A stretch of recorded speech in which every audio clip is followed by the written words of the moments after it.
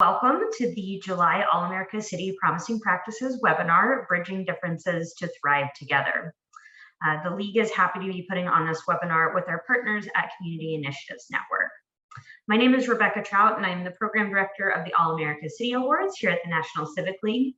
We are a 125-year-old nonprofit, and we aim to advance civic engagement to create more equitable and thriving communities.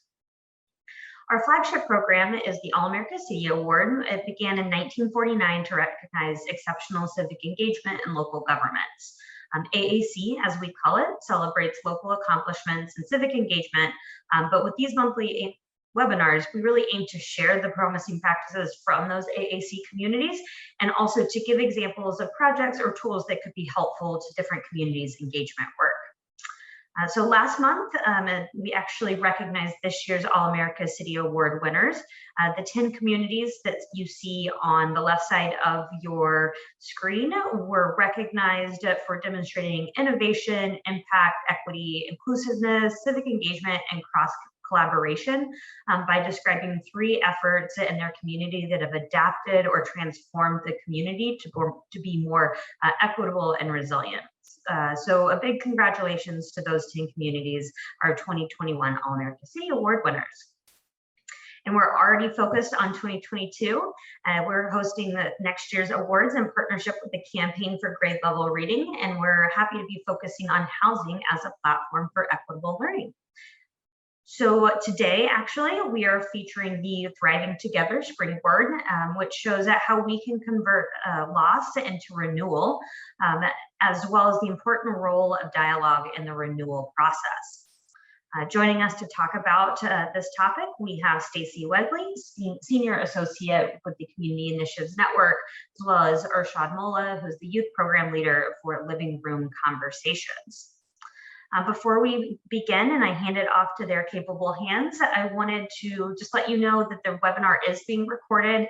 You'll receive both the slides, a recording, and a quick survey following today's webinar. And we're asking that everyone remain muted throughout unless you are put into a breakout room, which of course we encourage you to participate in the dialogue.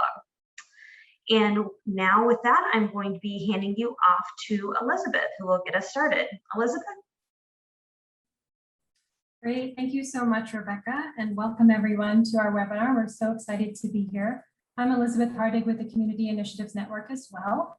And I just wanted to offer a little bit of orientation to our hour together. It's gonna fly by and we're excited that you're with us. There'll be lots of dialogue, practicing, and exploration together. And then I'll hand things over to my colleague, Stacey Wegley, and of course, Arshad Mullah, our special guest today.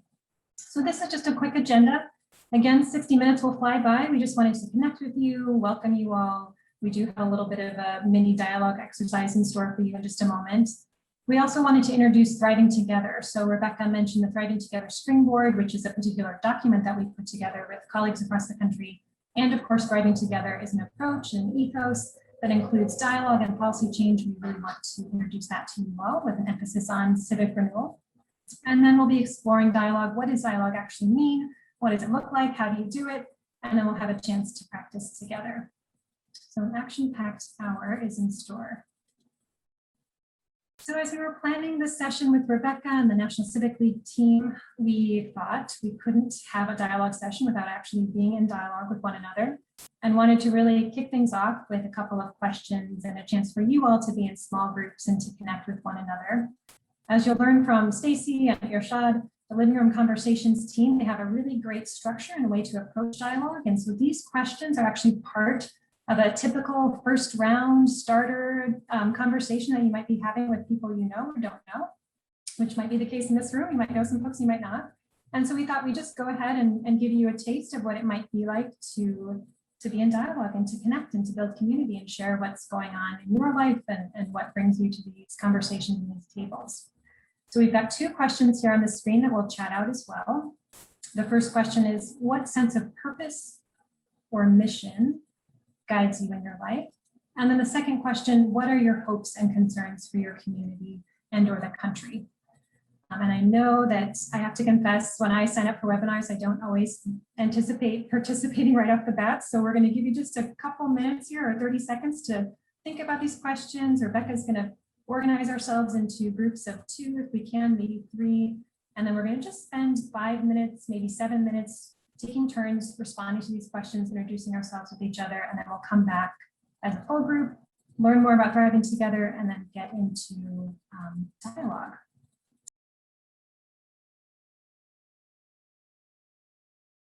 Welcome back for breakout rooms.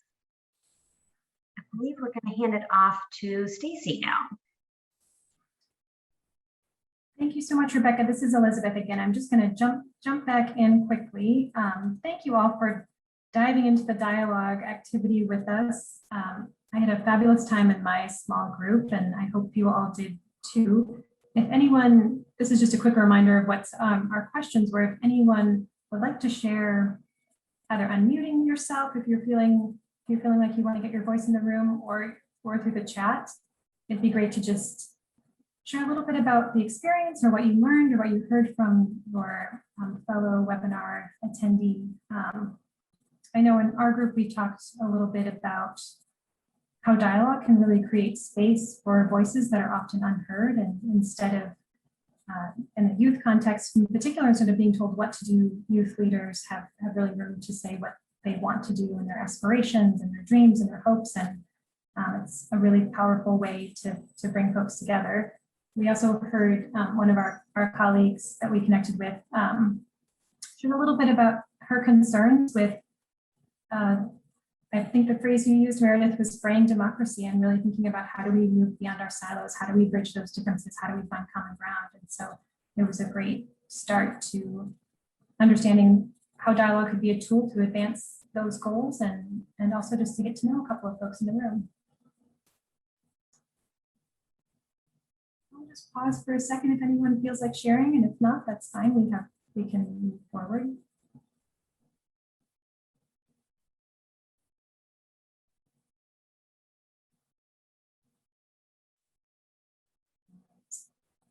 Well, you'll be in breakout rooms again, so there'll be a chance at the end of the session to share more and to reflect as a community. So part of what we want to introduce today is thriving together. So when we use the term thriving together, we're talking about the thriving together approach, the thriving together ethos, the thriving together movement, which is a little bit of an umbrella term to describe our shared goal and aspirations around moving toward all people and places thriving, no exceptions. And so a lot of this work that we'll be discussing today builds on the Healthy Communities movement, builds on leaders like the National Civic League, communities across the country who are working together across differences to change systems and to make communities better for everyone. So we've got the Thriving Together umbrella and movement, this big piece. If you check out thriving.us, we've got a lot of materials describing resources and tools that we'll be touching on today. And then we have the Thriving Together Springboard. So the Springboard is a particular document that we put together, we being the Community Initiatives team in partnership with Rethink Health, led by the Wellbeing Trust and the CDC Foundation. We put together a document. It's already been a year. It was in the midst of the early days of the pandemic, I should say, is probably more accurate. Thinking about how could we move beyond reacting to this moment and really look ahead to recovery and resilience on a longer time horizon, and how could we really think about converting, as Rebecca said in the introduction, converting this loss and this disruption into renewal, and to start to reimagine our systems and the ways that we work and live and learn together. So this particular document, the Springboard, is very much a living document. It's housed on the thriving.us website. It captures a lot of the lessons and experiences from the Healthy Communities movement, and it is meant to be a springboard. So we intentionally chose that word. It's meant to really launch us into this next phase of discovery and renewal and exploration. So it did, as a document itself, it did come together very quickly. I think a reflection too of all the great work that's already happening across the country, and a lot of leadership, again, from communities and organizations working on these same issues and who are dedicated, just like the All America City Award winners, to advancing health equity and well-being across the country.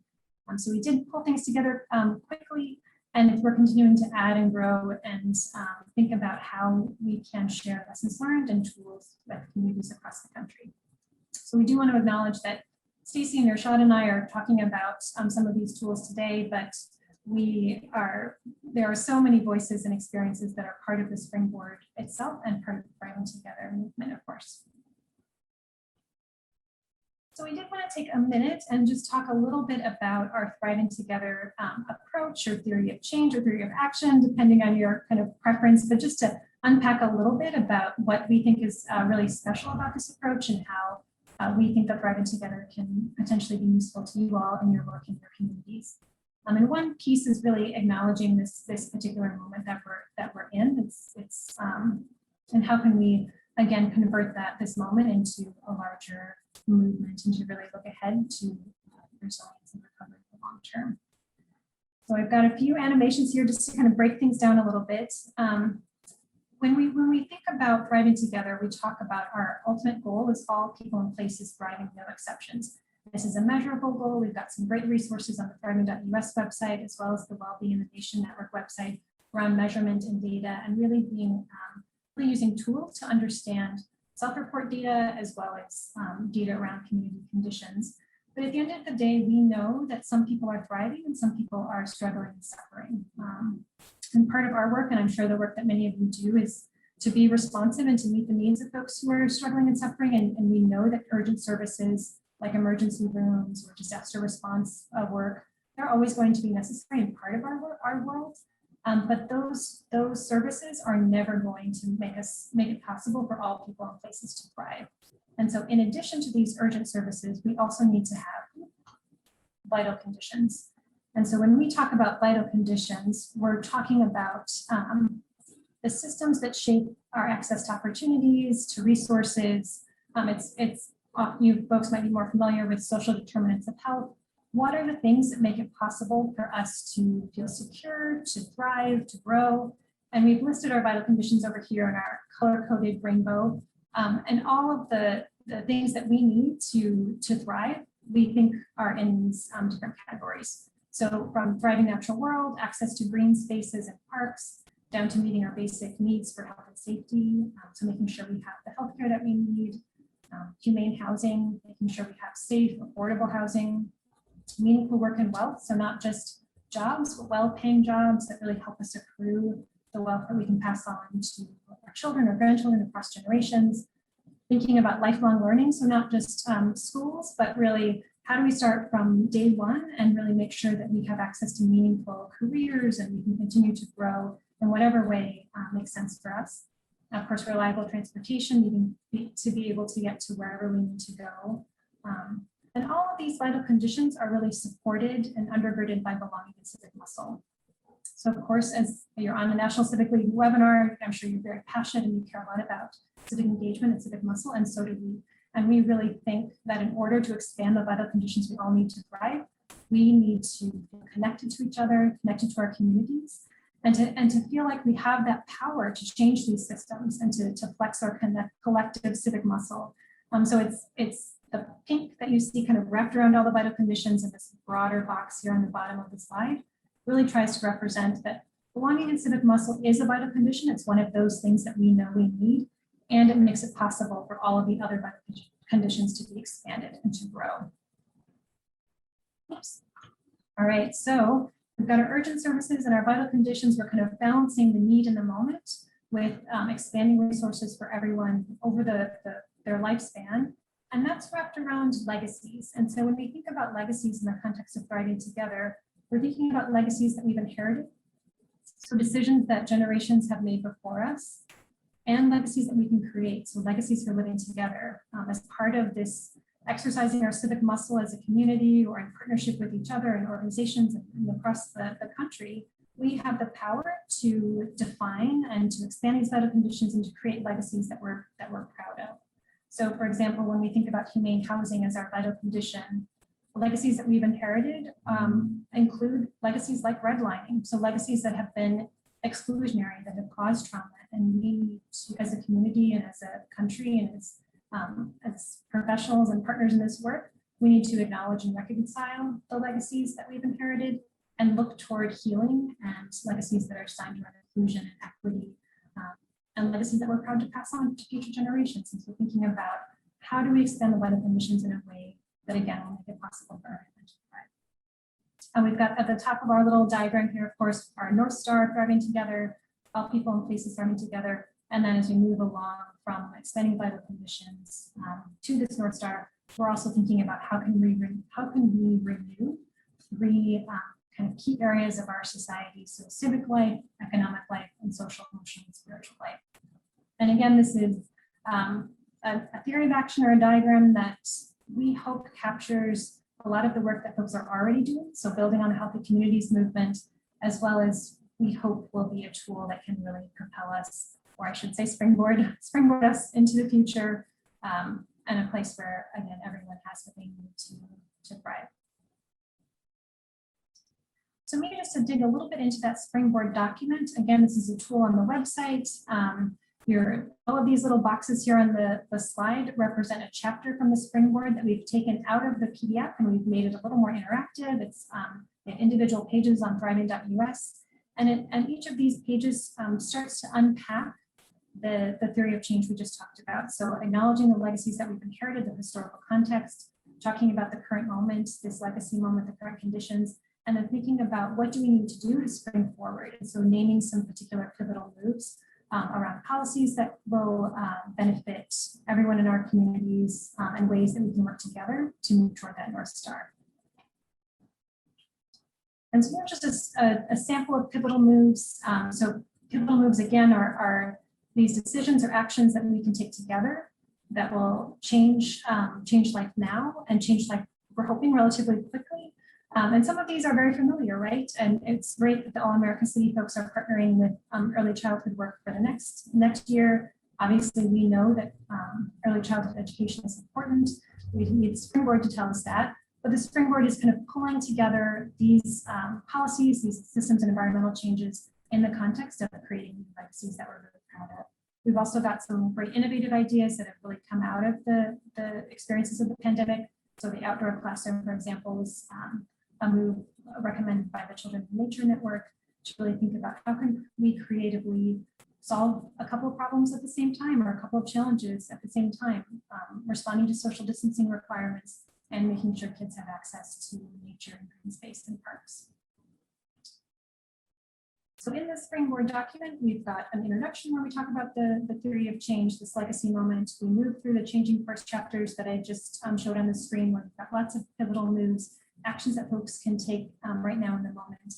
And then we also have our path to renewal. So that final part on the theory of change, where we're moving toward this long-term vision, these really big trend-bending ideas, some courageous work that we could do together to really reimagine our civic life, our economic life, and our social, emotional, and spiritual life. So as part of our ongoing work, when we've published the springboard, we're continuing to work with communities across the country. We're so excited to learn from you all today and to all of the folks that we partner with. We've developed a dialogue guide series that will help you all take what can sometimes feel as overwhelming ideas or abstract ideas and really give you tools to start these conversations and to start to take action in the communities and the context in which you work. And so Stacey Wegley from the Community Initiatives team is going to introduce a little bit of the dialogue series, the three renewals in our approach, and then actually unpack dialogue as a tool that can help, we hope, help advance your work and really bridge those differences that can often be divisive. So with that, Stacey, I'm going to hand things over to you to introduce dialogue. Terrific. Thanks so much, Elizabeth. And as Elizabeth shared earlier, we're just delighted to be with you all today and to see some friendly faces. Alice, I know we had a chance to chat with you last year after your win, and excited to hear what's new in your community, among others, today. Just sort of double clicking on the belonging and civic muscle that Elizabeth named as one of the both vital conditions and a practice, a capacity to be built to do this work collectively as so important. And as we think about taking in the ethos of what it looks like to thrive together and all people and places thriving, no exceptions, We know that in our communities today, in our nation today, that being able to share time in civil conversation and to be able to learn about one another is a practice that has fallen off. So we're looking forward to spending more time with you in conversation or in dialogue today. There, in the community work that you all do daily, weekly, certainly, there are a host of types of conversations you're having, whether they're community forums, they might be more formal focus groups, but one of the things that dialogue holds perhaps unique in those is really sort of three key principles or practices, and that's we listen for what's true for others, we share what's true for ourselves, and we look for what we have in common. And thanks, Elizabeth. Yeah, one of the key distinctions, again, given that so often as we show up in conversation with one another, all too often we find ourselves perhaps, or, as you are leading in communities, you're spending time in communities where the posture of debate over dialogue is what emerges in those conversations. And so with dialogue and the way that we'll share time together today is really, again, thinking about what we share in common is one of the core pieces, what we're looking for, as opposed to sort of having winning as the goal. The second one is always striking to me, and, big family holidays and these sort of opportunity to reintegrate with family. So often, I don't know about you, but sometimes I'll find my mind sort of wandering off in a dialogue I'm having with someone, because I find myself starting to, build my rebuttal or sort of my points or my perspective to bring back. And so holding that distinction that in dialogue, we're listening first to understand and to really find meaning and agreement with one another. And hitting these other couple somewhat quickly is, we all have come from a variety of life experiences that build a series of assumptions with which we step into, each morning with, and that opportunity and for the practice of dialogue to really allow us to spend more time sort of in a perspective of revealing assumptions rather than defending our individual assumptions and life experiences as truth. I'm super excited to have with me and someone who knows dialogue even better than I through her leadership with the Youth Council, and that is Irshad Molla. With the Living Room Conversations. As Elizabeth mentioned, the Civic Dialogue Guide that we'll be using today and as a part of the rest of our session, we created in concert, and it's but one of hundreds of dialogue guides that are available as a tool on their site, and we'll spend some more time unpacking those resources and Irshad getting to know you a bit more. So Irshad, welcome, and thank you for joining us in this conversation today. Hello, thank you for having me. Fantastic. Love to start by spending just a moment having you share perhaps just a little bit about yourself and why dialogue is important to you. So basically, I'm going to introduce myself again. So my name is Irshad Molla. I am from Columbus, Ohio. I'm going to be an incoming freshman at The Ohio State University. So just starting college soon. So for me, I've always loved the civic space. I've worked in civic advocacy, civic engagement. So recently I was with Student Voice fighting for student education justice. So things like that have always been something that's really interesting. And with Living Room Conversations, I lead the youth cohort. So basically a group of 15 to 16 high schoolers that meet once a month, and we pick a topic and they get to talk about it. And one of the things that they bring up is they say, oh, it's so awkward at first, but then we're like, oh, I have this to say, I have this to say, like I have so much to say. I don't realize how much the world impacts me until I've been given the space and the opportunity to talk. And at school, you're just talked at all the time. You say they'll just tell you to take notes, and you don't get this opportunity to talk. So that's what makes my work really cool, is to give that space to youth, especially to talk. That's awesome. We've started perhaps to name a bit of, or to define dialogue, but I'd be interested in having you share from your perspective, or perhaps, working from the definition that living room conversations uses. When we say dialogue again, what are we saying?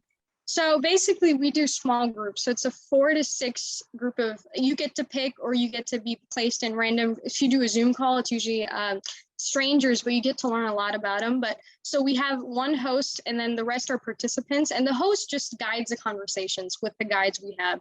And yeah, just a 4 to 6 people, and it goes on for about an hour and an hour and a half. So that's usually how our dialogues look like. That's fantastic.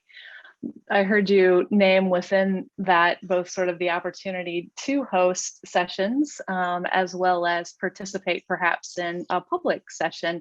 Can we first unpack a little bit about, if folks sort of walking away from the call today wanted to host a dialogue even in their neighborhood, or, again, with family or friends, what might that look like and what tools are available?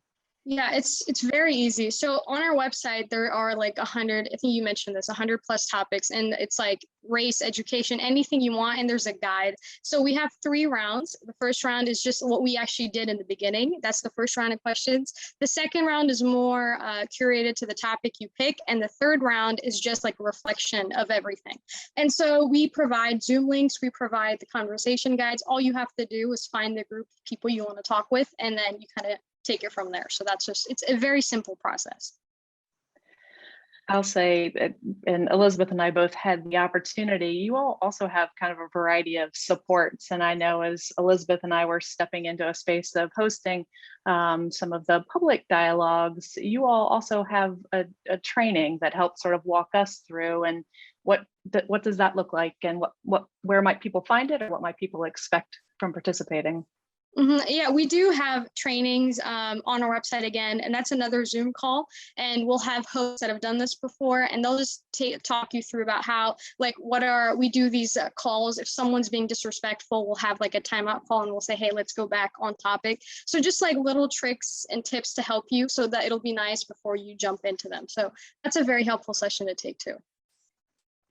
Fantastic. And then participating. So there is a public platform, which is where folks can also find the civic renewal dialogue. So that can be accessed and downloaded so that you can host your own session, or there are a variety of sessions that are basically publicly available.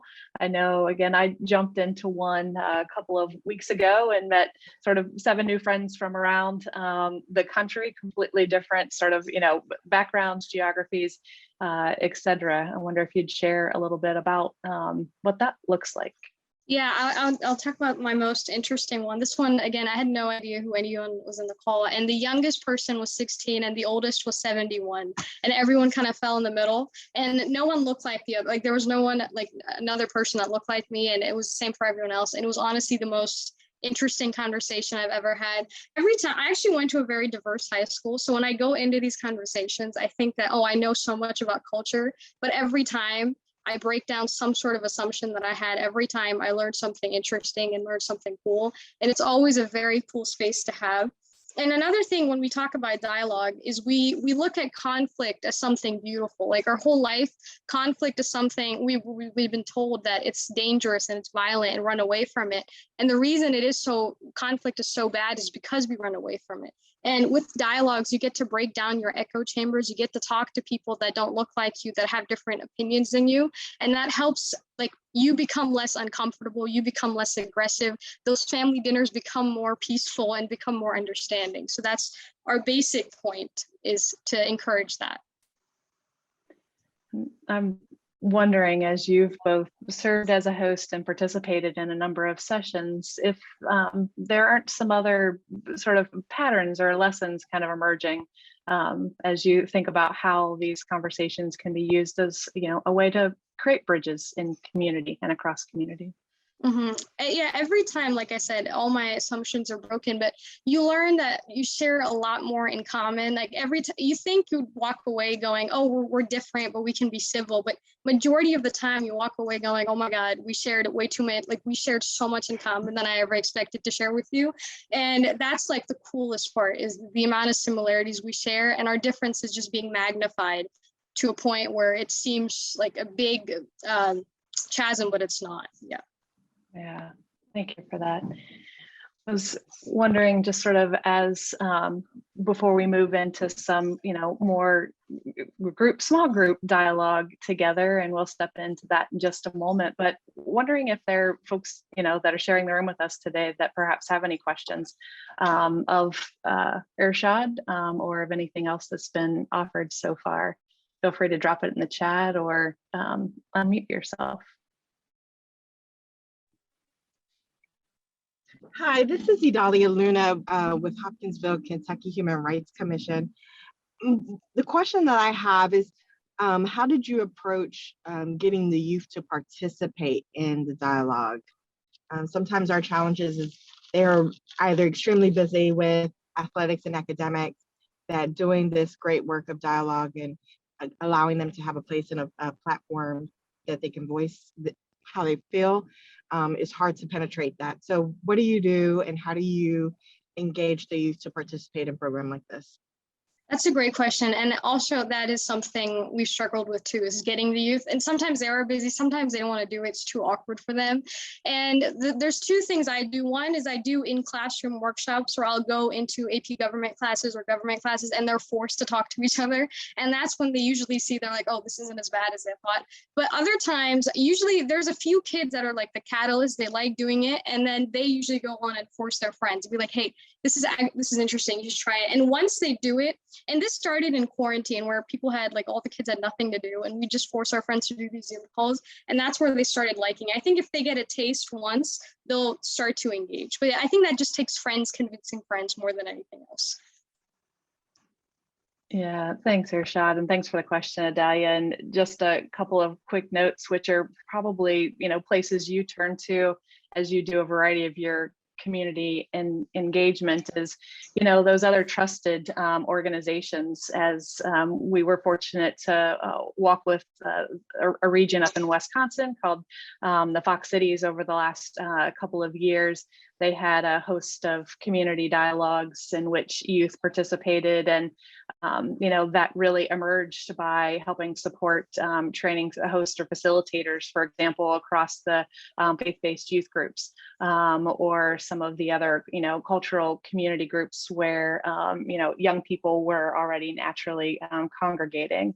Again, I'm imagining you do that in a variety of ways and other community engagement strategies. So, and as I hear Irshad and what you said, and we've also seen is, if there are, a few folks who are willing to sit down and, give it a try, or even in an intergenerational piece and get comfortable, then it's often sort of easier to sort of open that door for folks being willing to participate more or invite others and let that sort of ripple out. Well, I know we're, as Elizabeth promised, our 60 minutes is moving quite quickly. So I would love to turn to the opportunity to be back in dialogue with one another and have the chance to experience some more of the Civic Renewal Guide in particular. And Irshad, as we turn there, one of the other perhaps a poignant quote from one of your participants from Living Room Conversations, if you would like to share. Yeah, this one I think just covers it. And they said, "What for once I wasn't standing on my soapbox trying to win someone to my side or defend my stance." When you have those agreements, you're left with a curious mind and an attitude of respect. It feels nice not to feel aggravated all the time and passionate, like aggressive, and you just kind of feel calm and peaceful after these dialogues, which is really interesting. Awesome, thanks for that. So as a part of the process in the living room conversation, as Elizabeth said, that sort of get to know you, a couple of questions is a part of the first round, and Irshad named that there are 3 rounds. The bulk of the conversation, or sort of the heart of the conversation, is around the topic of your choosing. And so today, again, we're centered on the civic renewal, and we typically, as a matter of the hosting process, would invite someone in the group to read sort of the overview or the introduction to the topic to help get us started. And Nellie is with us today, one of our summer interns who's absolutely fantastic and has agreed to be our voice today. Civic renewal. Civic life encompasses the infinite ways that people may connect and contribute to their community and society, from voting in an election or organizing a neighborhood block party to standing up for a just cause or supporting arts in our parks. For some time, however, many facets of civic life have been in decline. Forces such as partisan division, racism, and hyper-individualism are causes and consequences of declining civic life. This conversation is an opportunity to reimagine our civic life. We have a chance now to embrace our interdependence and to create just and productive communities.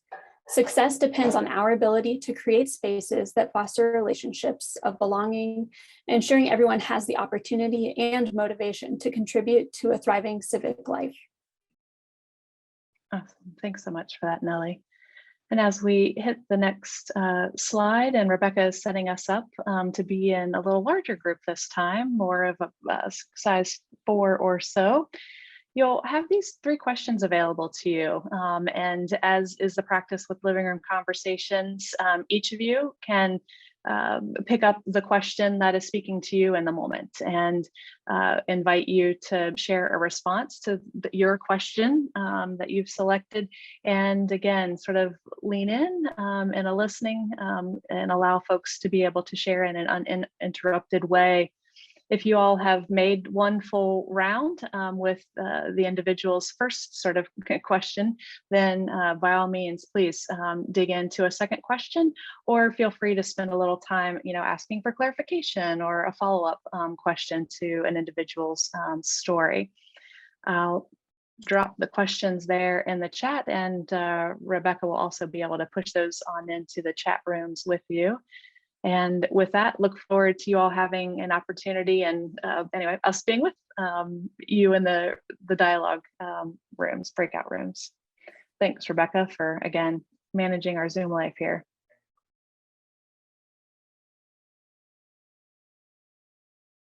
Welcome back. As folks are filing back in to the Zoom room, after a year and a half, I'm still a bit amazed about how we just sort of whoosh and into different spaces together and are able to so quickly to come back. And thanks, Rebecca, for all you're doing to have that feel seamless to all of us today. And appreciate the brave hearts. It's not uncommon that, right, a couple of folks and perhaps per schedule, but it's also, feels a little bit uncomfortable to think about being vulnerable and perhaps, leaning into the dialogue questions. So the bravehearted are with us, and I'd love to hear from anyone coming off of mic or your mute and share what stood out to you about the experience of hearing someone's story.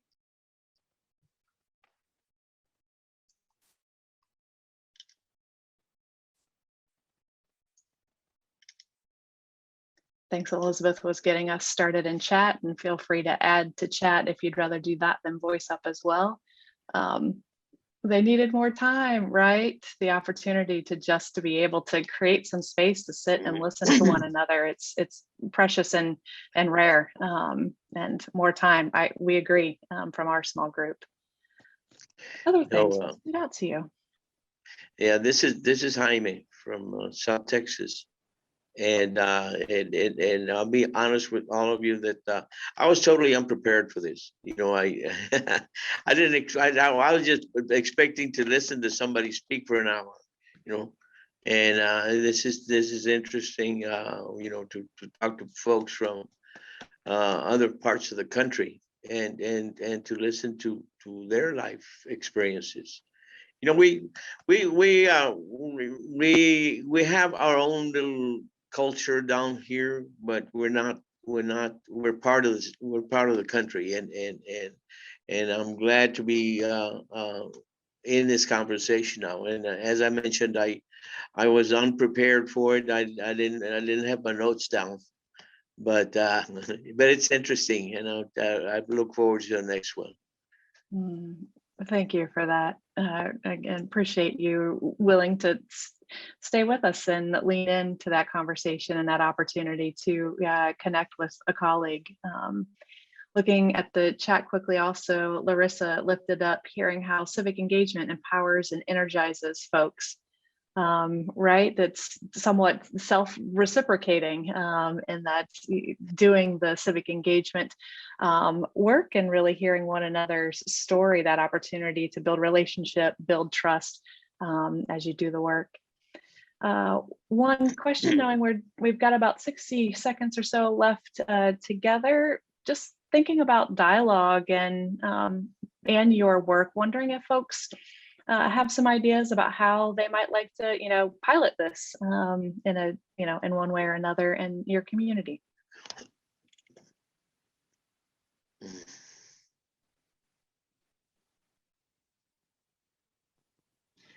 Well, I'm excited. This is Idalia Luna from Hopkinsville, Kentucky. Last year during the pandemic, we hosted a virtual session with a predominantly Black church and a predominantly white church, and we read and did a book study on Be the Bridge with Latasha Morrison. And so it allowed us to open up some dialogue. We're now hosting a community in-person discussion with the same book study, but this is an opportunity for us to really dive deeper. And I'm really interested in the living room conversations that Ishra was talking about and how to bring in the youth involved and start having those dialogues. I think it's so imperative with the racial reckoning that we've had in the past year, but also the experiences that it's beyond just racial relations, but it is beyond any other label that we put on members in our society that demonizes them or devalues who they are as an individual. And so our goal here is to obviously keep having those conversations, and COVID taught us that we could do it virtually. So I'm excited to learn more and get more tools for my toolbox. Thanks. Thank you so much. And just again, so appreciate you all being here with us and together today. John, seeing your note as well, know that around the room you've got fellow colleagues to pick up the phone, drop an email as you lean in and practice and pilot your dialogue. And you also feel free to reach out to Elizabeth and I are at the other end of that input at thriving.us, and we'd love to hear from you or how we can help support or point you to additional resources around dialogue.